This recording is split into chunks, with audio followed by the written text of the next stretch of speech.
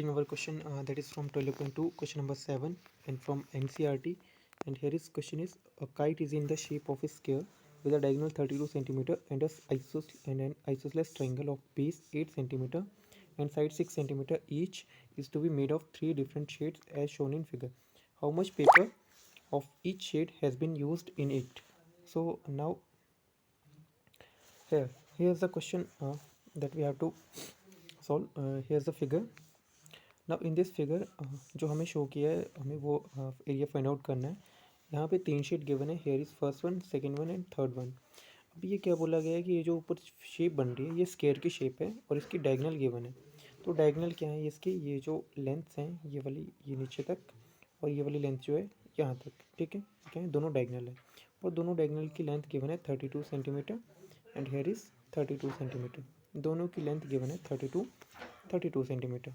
ठीक है. नाउ अब हमें निकालना है, इसका एरिया निकालना है, फर्स्ट रीजन का भी और सेकंड रीजन का भी. ठीक है. अब ध्यान से देखें कि अगर ये वाला जो रीजन है इसमें क्या हो रहा है, ये जो स्क्वायर के बीच में हो रहा है दो इक्वल पार्ट्स में डिवाइड हो रही हैं. ये वाली ट्रायंगल और ये वाली ट्रायंगल नीचे वाली दोनों इक्वल पार्ट में डिवाइड हो रही हैं. यानी कि जो एरिया 1 का होगा वही एरिया 2 का होगा. ठीक है. अब एक स्क्वायर का एरिया निकालना जब हमारे पास एक डायगोनल गिवन हो और वही उसी डायगोनल के लेंथ के इक्वल दूसरी डायगोनल भी होती है. ठीक है, क्योंकि डायगोनल्स क्या होती हैं स्क्वायर में, इक्वल होती हैं. ये वाली लेंथ और ये वाली लेंथ दोनों इक्वल होती हैं ना. देखेंगे इस क्वेश्चन को तो हम इसमें लिखेंगे सबसे पहले एरिया ऑफ स्क्वायर. इस पूरे स्क्वायर का एरिया निकालेंगे हम, एरिया ऑफ स्क्वायर. ठीक है. एरिया ऑफ स्क्वायर क्या रहेगा हमारे पास, दैट इज़ इसके लिए हम फॉर्मूला यूज़ करेंगे जब हमारे पास डायगोनल गिवन हो और हमसे एरिया ऑफ स्क्वायर पूछा गया हो. तो इसका फॉर्मूला होता है 1/2 मल्टीप्लाई बाय डायगोनल का स्क्वायर. ठीक है. डायगोनल का स्क्वायर करेंगे. अब डायगोनल हमारे पास गिवन है 32, तो 1/2 मल्टीप्लाई बाय 32 मल्टीप्लाई बाय 32. ठीक है. तो जब 32 को 30 ये इससे मल्टीप्लाई करेंगे और डिवाइड करेंगे 2 से, तो एक से तो कट जाएगा. 16 मल्टीप्लाई बाय 32.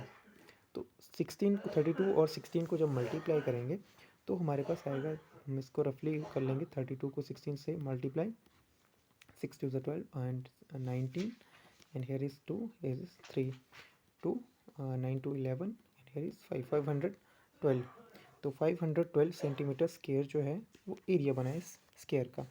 जो स्क्वायर बन रहा है ना बाहर की तरफ को, ये सारा ये वाली शेड, ये वाला और ये वाले साइड, तो ये स्क्वायर का एरिया बन गया हमारे पास कितना, 512 सेंटीमीटर स्क्वायर. अब इस स्क्वायर में क्या हो रहा था, ये दो इक्वल पार्ट में डिवाइड हो रहा है, शेड 1 और शेड 2 दोनों का एरिया क्या होगा, इक्वल होगा. ठीक है. तो यहाँ पे लिखेंगे हम एरिया ऑफ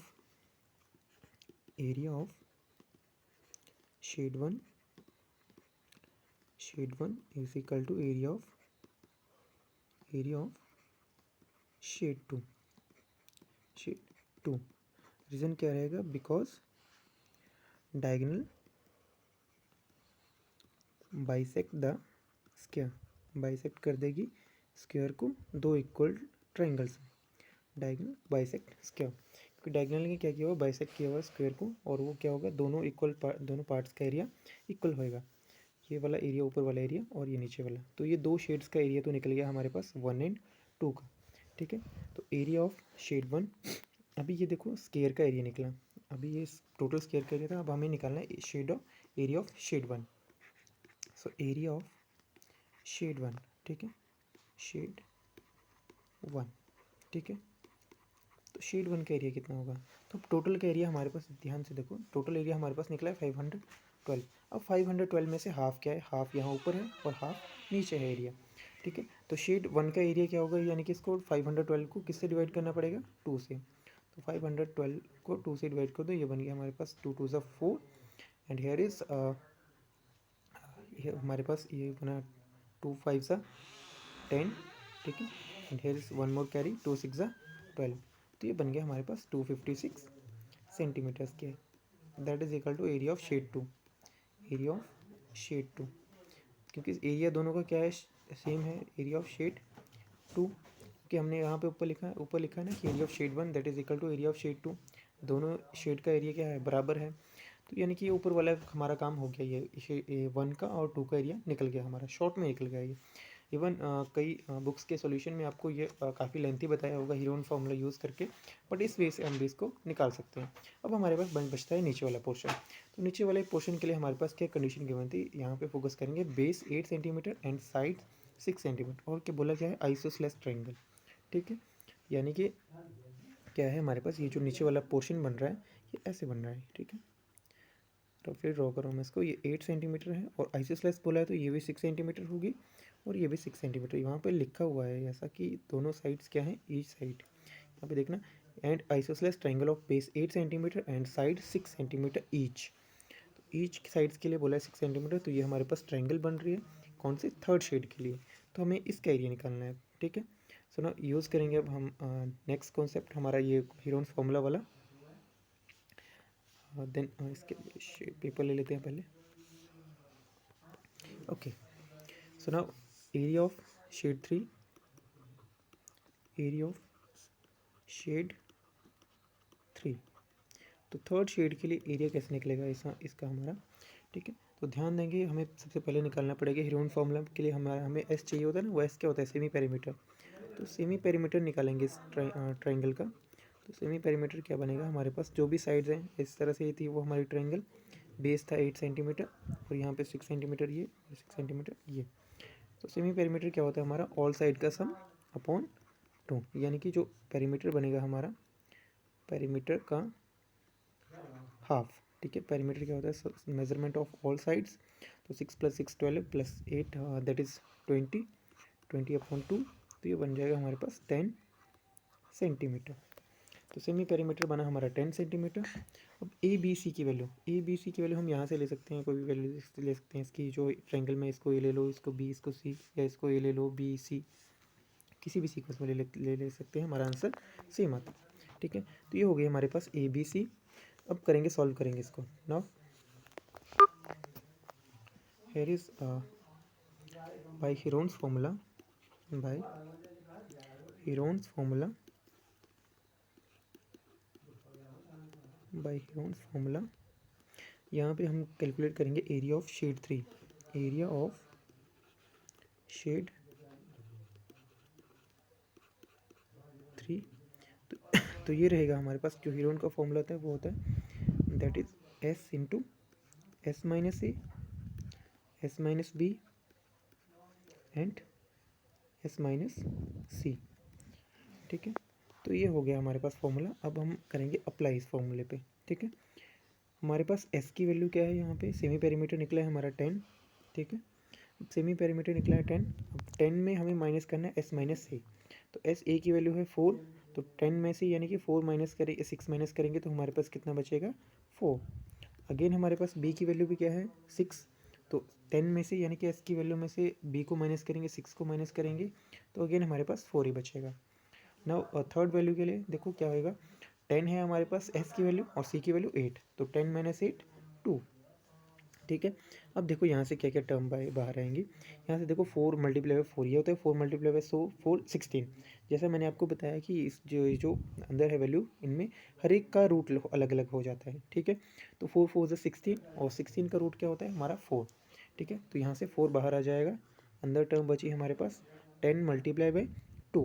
ठीक है, अब इस 10 को क्या लिखूँगा मैं, 10 को लिख दूँगा 2 × 5 × 2, क्योंकि ये दोनों टर्म कहाँ चली गई हमारी, ये बाहर निकल गई ना यहाँ से। 4 × 4 = 16 और 16 का रूट क्या हुआ 4, वो बाहर आ गया 4 हमारा। ठीक है, अब यहाँ पे क्या बन रहा है हमारे पास 2 × 2। ठीक है, तो 2 × 2 क्या होता है 4, और 4 का रूट क्या होता है, 4 का रूट अगेन क्या होता है 2। ठीक है, तो वो 2 भी क्या हो जाएगा, बाहर हो जाएगा, तो यानी कि ये दोनों 2 भी बाहर, अंदर क्या बचा हमारे पास 5। तो यानी कि आंसर बना हमारे पास 8√5 सेंटीमीटर स्क्वायर। तो ये भी आ गया हमारे पास थर्ड शेड का एरिया, और यही तीनों के अलग अलग एरिया हमें निकालने थे। तो ये हो गया हमारा question number 7। Now next question, a floral design on a floor is made up of 16 tiles which are triangular, the sides of the triangle being 9 cm, 28 cm and 35 cm. Now find the cost of polishing the tiles at the rate of 50 पैसे per minute per centimeter square. So देखेंगे diagram को, देखेंगे जो diagram given है इसमें हमें बोला गया कि 18 टाइल्स हैं। तो 18 टाइल्स कैसी हैं, ध्यान देना। ये हमारे पास कितनी है, 1 2 3 4 5 6 7 और 8, ये 8 हमारे पास ये डिज़ाइन है। 8 टाइल्स में क्या है, ये ट्रायंगुलर शेप में एक टाइल बन रही है, ये टाइल अलग है, ये टाइल अलग है, ठीक है। और दोनों के डायमेंशन क्या है, दोनों के डायमेंशन सेम है। देखो यहाँ पे गिवन है 28 सेंटीमीटर 30 और 9, यहाँ पे देखो 9 28 35। तो यहाँ पे यानी कि हमारे पास ये एक टाइल है, ये दो, इस तरह से हमारे पास ये 8 हैं, तो 8 2 ज़ा 16। टोटल कितनी टाइल्स हैं, 16 टाइल्स हैं। और हर एक टाइल कैसे बनी हुई है, इस तरह से बनी हुई है, ठीक है। इसमें ट्रायंगुलर शेप में है जो, ठीक है, जैसे कि क्वेश्चन में लिखा हुआ है। इसकी साइड है 9 सेंटीमीटर, ये है 28 सेंटीमीटर, और ये है 35 सेंटीमीटर, नीचे वाली ये वाली साइड 35 सेंटीमीटर। सो नाउ इसके लिए हम सॉल्व करेंगे इसको। नाउ इसके लिए पहले हम पेज ले लेते हैं। Okay, so now area of a tile, इसको हम कैलकुलेट करेंगे by Heron's formula, area of tile, ठीक है। तो एरिया ऑफ टाइल के लिए हम कैलकुलेट करेंगे।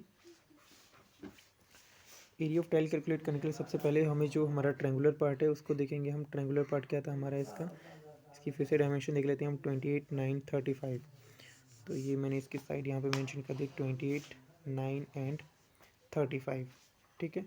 सो 28 9 एंड 35 इसकी साइड्स हैं। अब हमें इसका क्या निकालना पड़ेगा, सबसे पहले सेमी पेरीमीटर।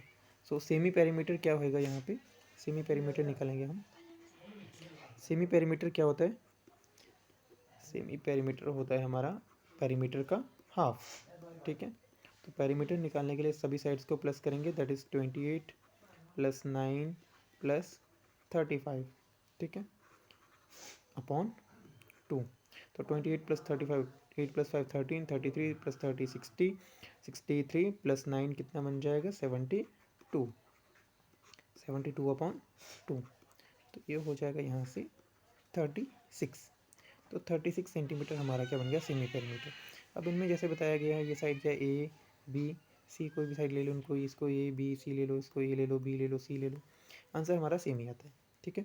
तो अब हम निकालेंगे इसमें हमारा area of tile, area of a tile, ये जो एक सिंगल टाइल है इसका एरिया, तो ये रहेगा हमारा = मैंने लिखते हैं यहाँ पे फॉर्मूला में, फिर से नहीं लिखूंगा, पिछले वाले क्वेश्चन में मैंने फॉर्मूला लिखा हुआ है, that is S × S - A S - B × S - C। तो यहाँ पे देखो S की वैल्यू क्या है हमारे पास, S की वैल्यू है ये 36, तो 36 × S - A, तो 36 में से ये A साइड है, A साइड को माइनस करेंगे, तो 38 में से 28 को माइनस करें तो बचा हमारे पास 8, ठीक है। अगेन हमारे पास क्या था, 9, तो S - B की वैल्यू, ये B की वैल्यू थी, 36 में से 9 को माइनस करेंगे तो बचेगा 27, तो यहाँ से वैल्यू बची 27। एंड अगेन यहाँ से नेक्स्ट वैल्यू जो 36 - 35 S - C, तो 35 में से 36 में से 35 माइनस करेंगे तो बचेगा 1। अब हमें बस इस वैल्यू को कैलकुलेट करना है। तो ये वैल्यू देखो, अब यहाँ से 36 का रूट अलग अलग का रूट हो जाता है ना, तो 36 का रूट क्या हुआ, 6, यानी कि 6 बाहर आ गया, 36 हमारा आउट हो गया यहाँ से। 8 को मैं लिखूँगा 2 × 4, ठीक है। और 27 को क्या लिखूँगा मैं, 3 × 9 लिख दूँगा, ठीक है। मल्टीप्लाई 1 को मल्टीप्लाई करना, ठीक है, लिख देते हैं यहाँ पे ना। अब देखो यहाँ से 4 का रूट क्या होता है, 4 का रूट होता है 2, तो यहाँ से क्या बाहर आया, और 2 बाहर आया, ये 4 भी आउट हो गया यहाँ से। यहाँ से 9 का रूट क्या होता है, 9 का रूट होता है हमारा 3, ठीक है, वो 3 भी बाहर। हमारे पास अंदर क्या बची टर्म, 2 × 3 × 1, तो 2 3 ज़ा 6, तो अंदर वैल्यू बची हमारे पास 6 ओनली। तो ये आ गया हमारे पास 6 2 ज़ा 12 एंड 12 3 ज़ा 36, तो ये वैल्यू बनी हमारे पास 36√6 सेंटीमीटर स्क्वायर। अब ये एरिया आया हमारे पास एक टाइल का, ठीक है। हमारे पास कितनी टाइल हैं ऐसी, क्वेश्चन में लिखा है ना 16 टाइल्स हैं हमारी, और अब डायग्राम में भी से भी क्लियर किया था मैंने कि हमारे पास कितनी टाइल्स थी। जब एक टाइल का एरिया, सो यहाँ पे लिखूँगा मैं एरिया ऑफ ए टाइल, यानी कि एक टाइल का एरिया कितना होगा हमारे पास, एक टाइल का एरिया होगा हमारे पास 36√6। अब √6 की वैल्यू को पुट करेंगे, √6 की वैल्यू होती है 2.3 समथिंग एज इट इज़, तो उसको मल्टीप्लाई करेंगे 36 से, तो ये वैल्यू बनेगी हमारे पास 88.2 सेंटीमीटर स्क्वायर, ठीक है। एक एरिया का एक टाइल का जो है एरिया बन रहा है इतना, तो 16 टाइल्स का एरिया ऑफ 16 टाइल्स, तो 16 टाइल्स का एरिया क्या बनेगा, इस एरिया को मल्टीप्लाई कर देंगे 16 से, 16 मल्टीप्लाई बाई 88.2, ठीक है। तो ये बन जाएगा हमारे पास एरिया। टोटल इनको मल्टीप्लाई करेंगे 6 to 12, that is 14,1411 1411.2 centimetre square. तो इतना बन जाएगा, ये 1 लिखा हुआ है यहाँ पे 1। तो इतना एरिया बन गया हमारे पास टोटल।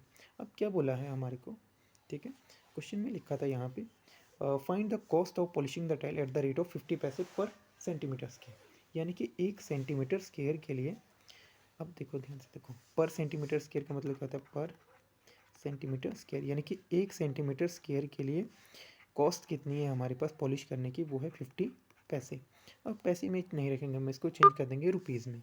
तो 50 पैसे को जब हम रुपीज़ में चेंज करेंगे तो ये बनेगा 50 पैसे को 50/100, दैट इज़ 1/2, और 1/2 क्या होता है 0.5, तो ये बनेगा रुपीज़ 1.5 0.5, ठीक है, ये वैल्यू बनेगी। तो यहाँ पे लिखनी है हमने cost of polishing 1 centimetre square area, तो वो है हमारे पास रुपीज़ 0.5, ठीक है, रुपीज़ 0.5 है ना, यहाँ पे हमने कैलकुलेट किया 50 पैसे पर सेंटीमीटर बोला था ना, पर को क्या लिखते हैं 1 centimetre square, 1 centimetre square area polish करने की कॉस्ट है 0.5। अब हमने निकालनी है कॉस्ट ऑफ पॉलिशिंग, कितना एरिया बना हमारे पास, टोटल इतना एरिया बना ना, ये 1411, कॉस्ट ऑफ पॉलिशिंग